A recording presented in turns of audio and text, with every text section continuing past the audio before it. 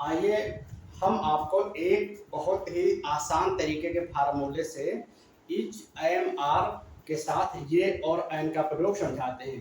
यानी बहुत ही आसान फार्मूला है। इस फार्मूले के माध्यम से आप इच एम आर और उसके साथ साथ ये और एन का प्रयोग समझ सकते हैं। तो आइए इस फार्मूले से हम आपको समझाते हैं। देखिए हमने यहाँ पहले ही लिख दिया है, एक ही सूत्र से इच एम आर के साथ ये एन का प्रयोग। ठीक, तो अब इसमें हमने एक फार्मूला लिखा हुआ है, subject plus is am are plus a an plus object. समझ में आया? Subject plus is am are उसके साथ ये और एन प्लस ऑब्जेक्ट। यानी बहुत ही आसान फार्मूला है ये। इस फार्मूले को आप याद कर लीजिए।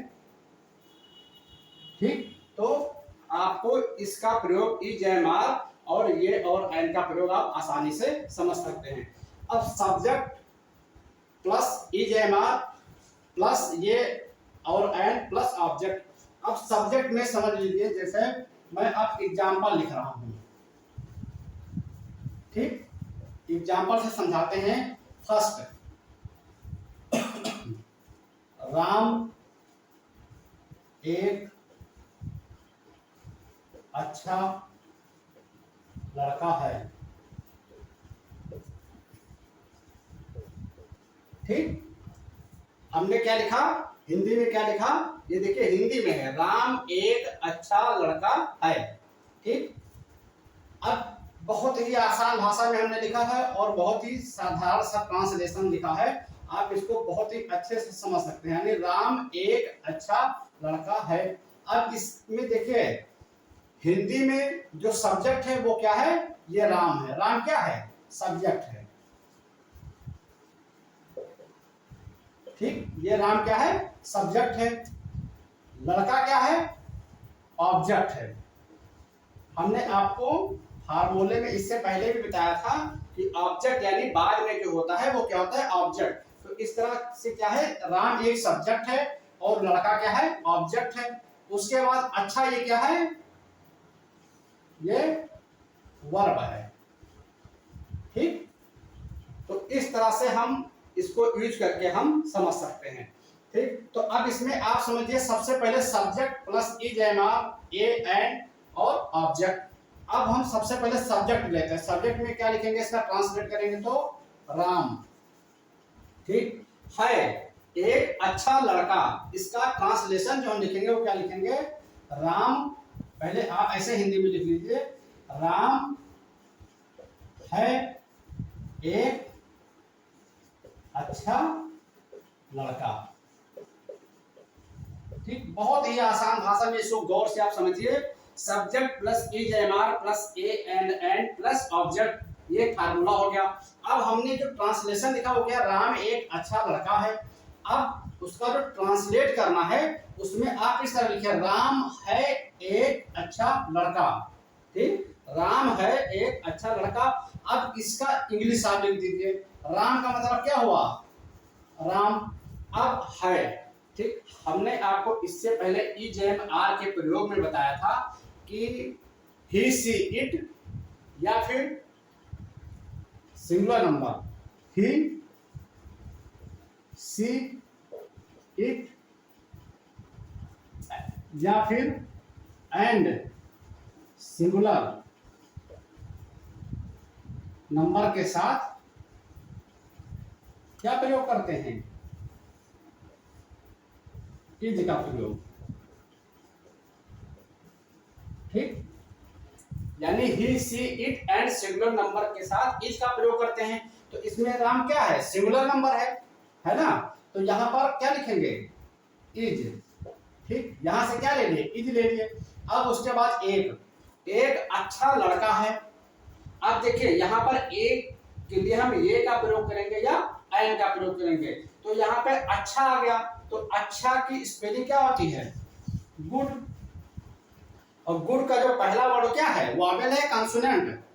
हमने आपको पहले बताया है क्या है, वावेल है या फिर कॉन्सोनेंट। तो ये वावेल जो है वो कितना है, ये ई आई ओ यू। मैं इधर लिख देता हूं, ये ई आई ओ यू, ये क्या है, वावेल।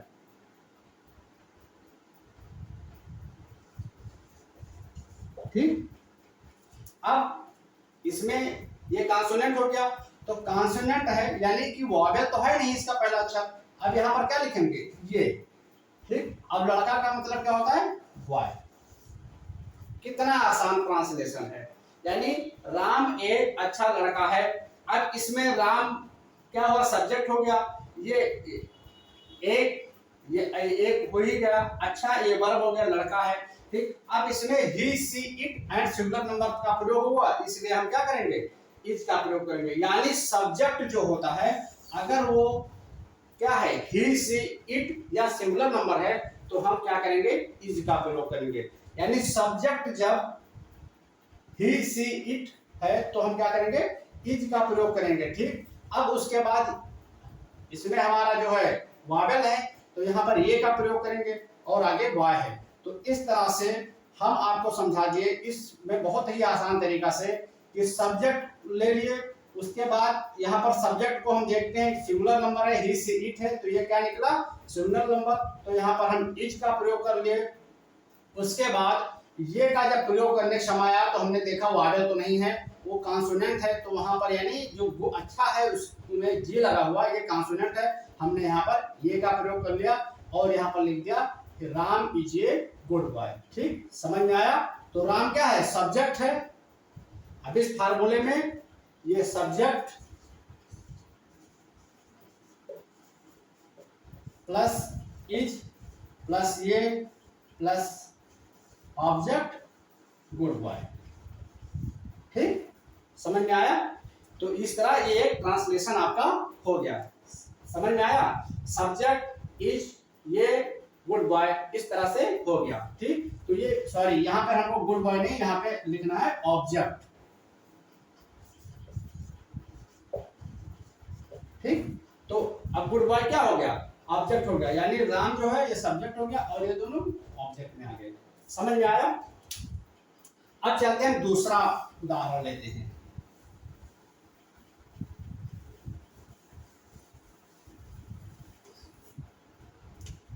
जैसे हम यहां लेते हैं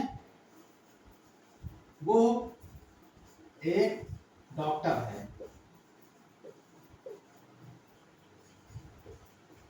ठीक, यहां पर हमने क्या लिया, वो एक डॉक्टर है।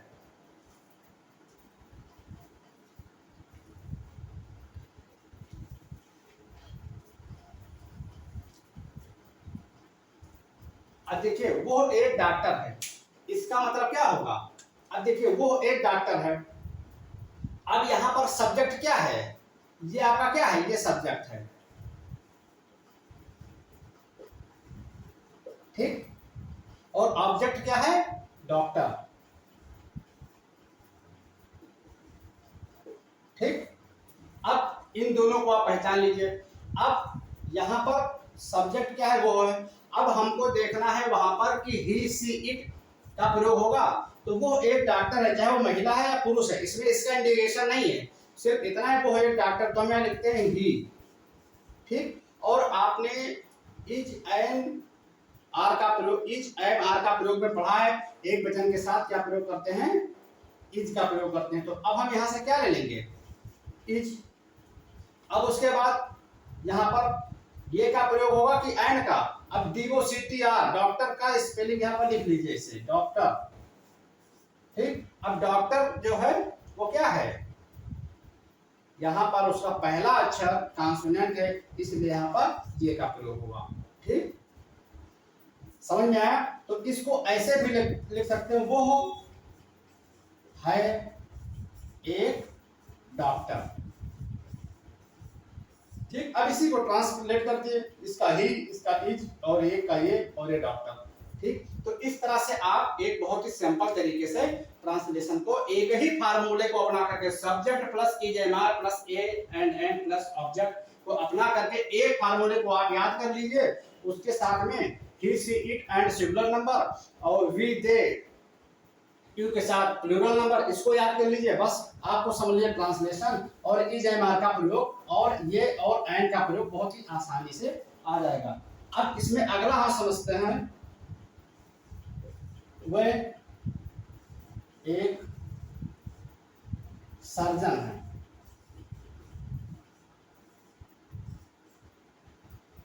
ठीक, वह एक सर्जन है। अब वह का प्रयोग आ गया, देखिए यहाँ he she it and singular number नहीं है, इज का प्रयोग नहीं है। अब यहाँ पर क्या होगा, इसी के साथ में be they you and plural number.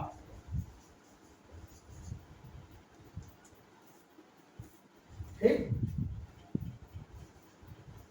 ये प्लूरल नंबर हो गया। अब इसके साथ हम क्या प्रयोग करेंगे, आर का प्रयोग। आप इसमें समझिए वह ही सी इट में तो इज का हो गया। अब उसके बाद बी दे के साथ क्या होता है, आर का प्रयोग होता है। तो अब यहां पर हम लिखेंगे सबसे पहले वह है एक सर्जन, इसको कर दिया हम इंग्लिश में ट्रांसलेट।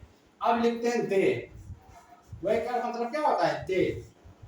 अब है यहाँ पर क्या प्रयोग होगा, इसका कि आर का या एन का। अब यहीं पर आप समझ लीजिए किसका प्रयोग होगा। अब वह हमने आपको बताया be they you and plural number के साथ आर का प्रयोग होता है, तो यहाँ पर किसका प्रयोग होगा, आर का, दे आर।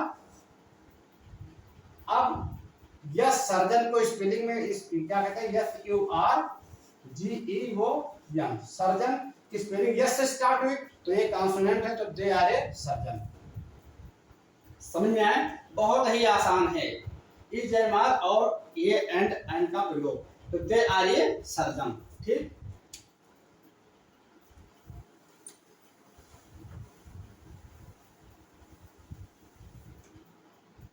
अब हम अगला लिखते हैं, वो एक हाथी है।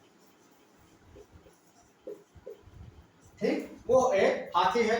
अब इसका ट्रांसलेट कर दीजिए, वो है एक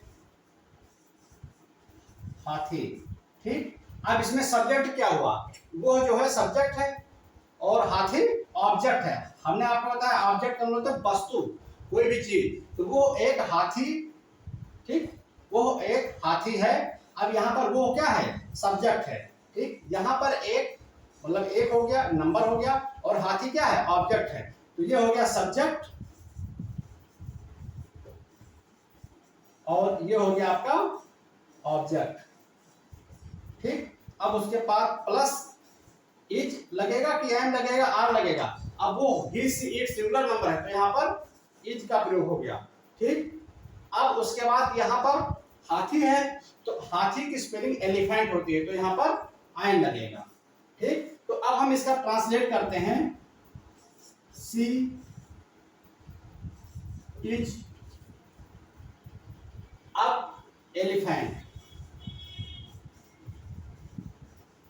ठीक, अब एलिफेंट में पहला अक्षर क्या है, ई है, तो वावेल है, ये ई आई ओ यू, तो वहां पर क्या प्रयोग होगा, एन का प्रयोग होगा। यानी जब किसी भी ऑब्जेक्ट का पहला वर्ड वावेल आता है तो हम एन का प्रयोग करते हैं, और किसी भी सब्जेक्ट में ही सी इट या सिंगुलर नंबर आता है तो इज का प्रयोग करते हैं। ठीक, तो इस तरह से आपको हमने एक ट्रांसलेशन समझा दिया कि इस तरह से इसको कैसे प्रयोग करते हैं।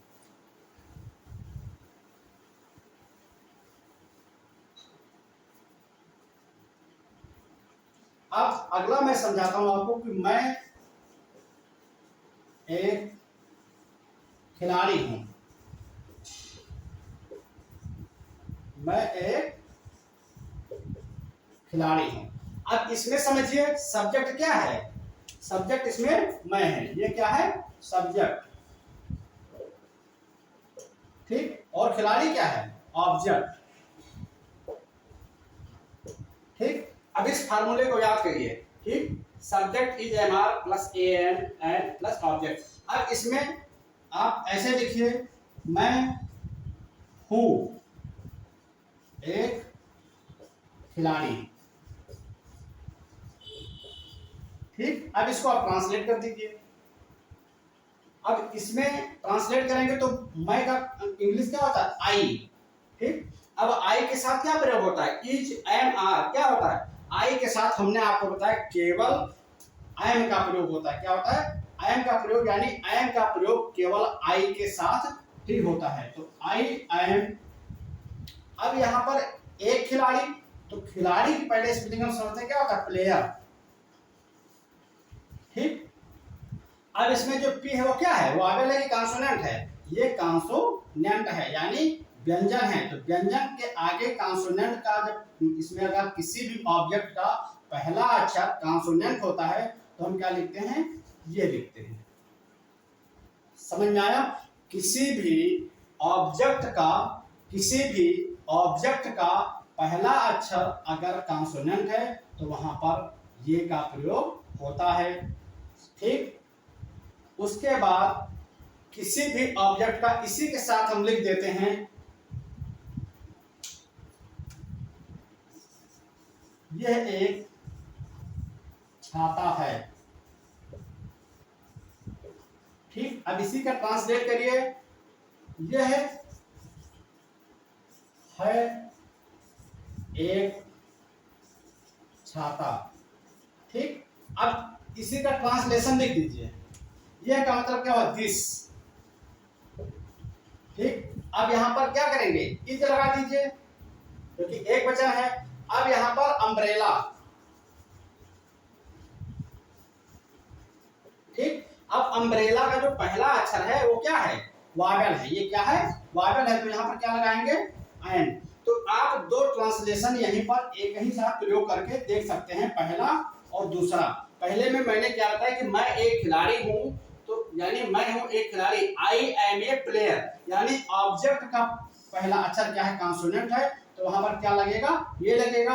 अगर ऑब्जेक्ट का पहला अक्षर वावेल है तो क्या प्रयोग होगा, एन का प्रयोग होगा।